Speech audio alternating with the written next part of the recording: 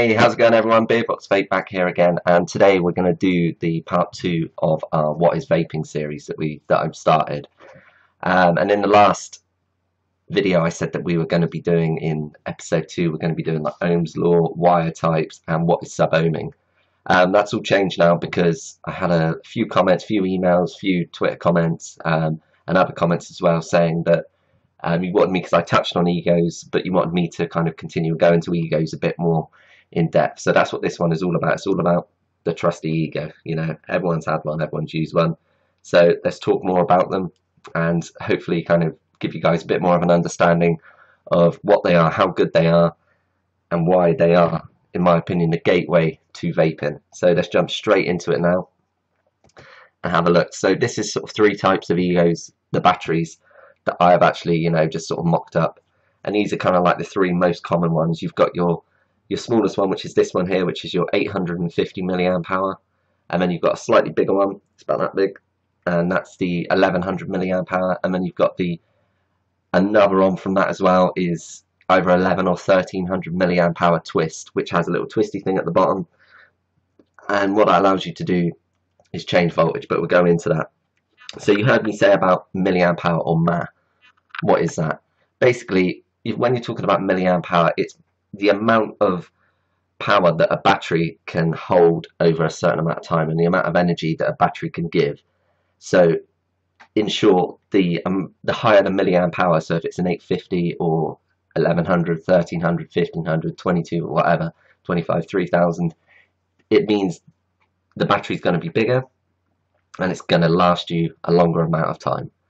That's what it means, because coming out the top of all of your eGO's is going to be the same voltage unless you've got the twist, and all it's doing basically is it's regulating that, and the milliamp hour means that you have more of that, so it can last a longer time. So that's basically all it is. So let's start off with the 850, like I say, which is the smallest one, and this is the most common one that you will get, that you will buy in any garage or shop really. You'll see a pack, just a sort of a starter kit, and it will come with the little 850. The little 850 milliamp hour. And I've said on here, and this does vary dependent on brand, type, how much you vape, everything, but on average, in my opinion, in my experience, one of these little batteries will last you between 2 and 3 hours of, you know, just casual vaping. And then next of all, you've got the 1100, which is the same, but you know, it's bigger, and this is basically the first upgrade you will do, probably without even knowing it. You will go in and you will sort of see one and you'll think, oh, that's a larger one, I'll go for that one, and you'll probably end up picking up one of these, the 1100 milliamp hours. This one will last you roughly, like I say, in my experience, around 4 to 5 hours of vaping. And I find the 1100 one's a little bit longer, you know, so it actually fits in your hands, fits in the crook of your hand a little bit better when you're vaping. Kind of comes down to about there. So I find that one, this one's a bit too small for me.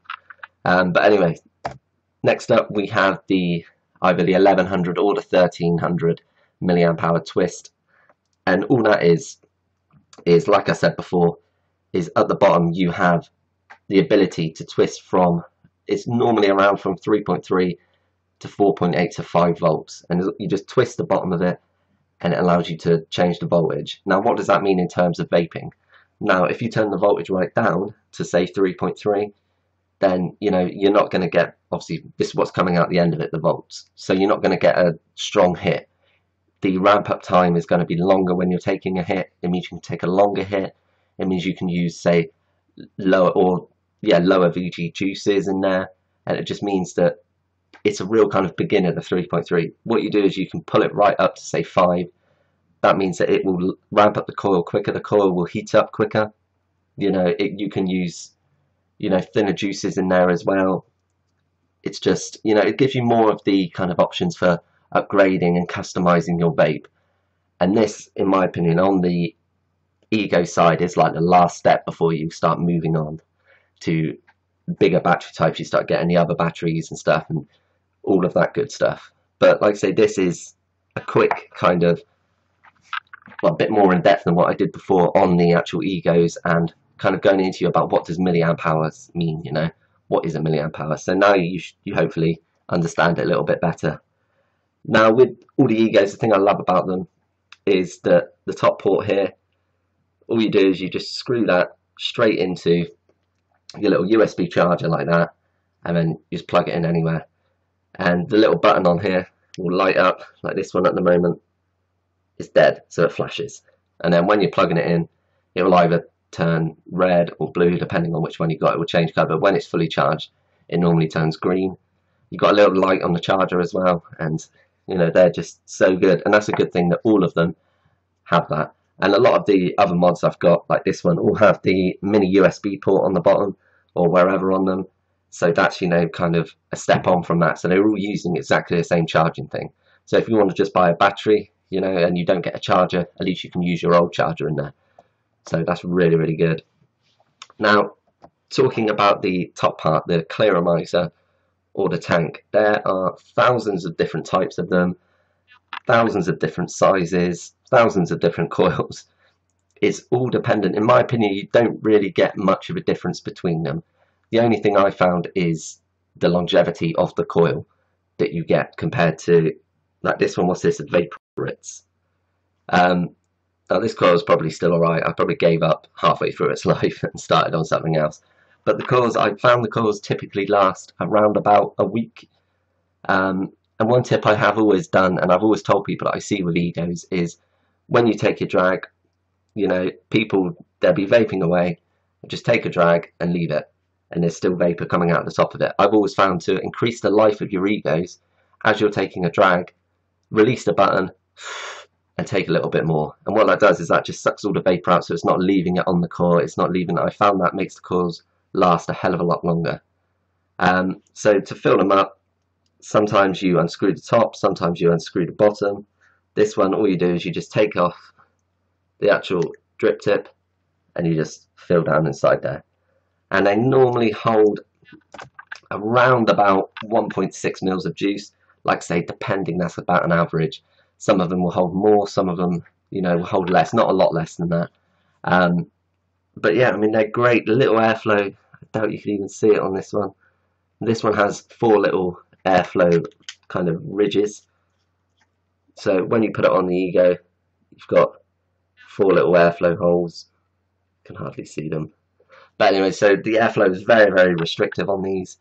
But it works, you know, it works for these. Sometimes you have like a little pinprick hole, or 2 or 3 of them on there, depending on which style you go for. Normally they're not adjustable, so it is kind of what you get. And I think that's brilliant because, you know, it means that anyone can pick one up. And these are just, you know, press and go. There's no other information on these that you need. They're just press and go. Just fill them up, vape, right, the battery's gone low, it starts flashing, plug it in, charge it. They're really simple, really easy.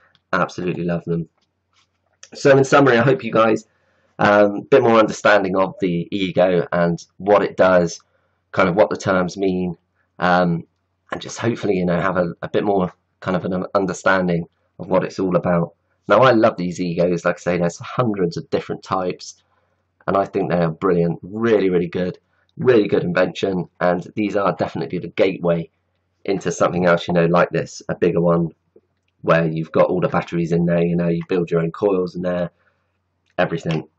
And without the eGO's, I think that a lot of people would not even attempt to go onto these bigger ones, because living in Ireland, speaking to people in the vape shops, you know, a lot of people still go into the vape shops, they've got all the gear, you know, they've got all the new sub-ohm tags, all the new drippers, everything, but a lot of people still go in looking for the eGO's or looking for a new coil, new top.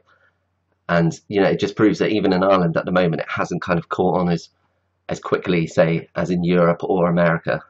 And, you know, I feel with a bit more understanding of the eGO's and how it works and what you can progress to, it would just make things a lot easier. So now definitely coming in part 3 is we are going to be talking about Ohm's law, because you will need Ohm's law when you start going on to, say, building your own coils, or going into sub-ohming. We'll talk about wire types when you want to build your own coils, what that means, battery safety as well, and also as well what is sub-ohming, because I want to touch on sub-ohming, because I feel a lot of people, you know, understand these because they're very, very simple. A lot of people already understand them, know exactly what they're doing with them.